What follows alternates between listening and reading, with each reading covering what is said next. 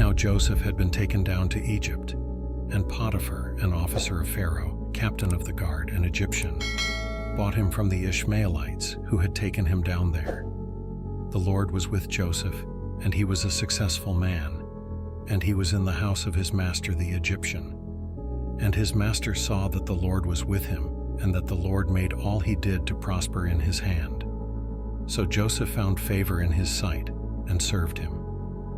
Then he made him overseer of his house, and all that he had he put under his authority. So it was from the time that he had made him overseer of his house and all that he had, that the Lord blessed the Egyptian's house for Joseph's sake.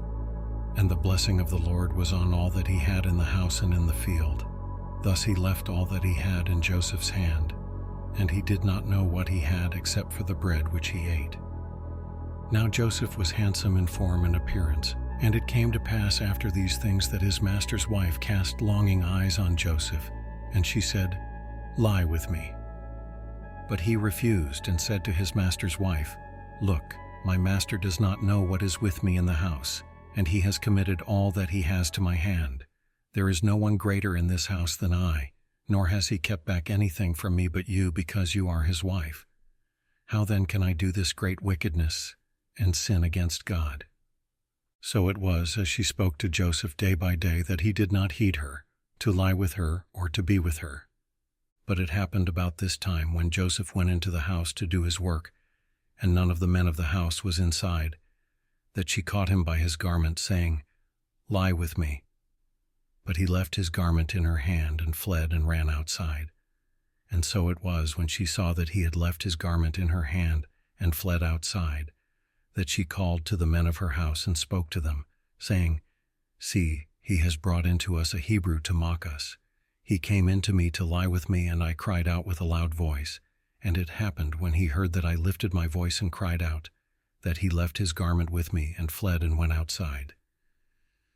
So she kept his garment with her until his master came home. Then she spoke to him with words like these, saying, "The Hebrew servant whom you brought to us came in to me to mock me. So it happened, as I lifted my voice and cried out, that he left his garment with me and fled outside."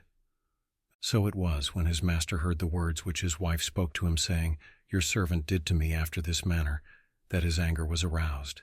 Then Joseph's master took him and put him into the prison, a place where the king's prisoners were confined, and he was there in the prison. But the Lord was with Joseph and showed him mercy, and he gave him favor in the sight of the keeper of the prison. And the keeper of the prison committed to Joseph's hand all the prisoners who were in the prison. Whatever they did there, it was his doing. The keeper of the prison did not look into anything that was under Joseph's authority, because the Lord was with him, and whatever he did, the Lord made it prosper.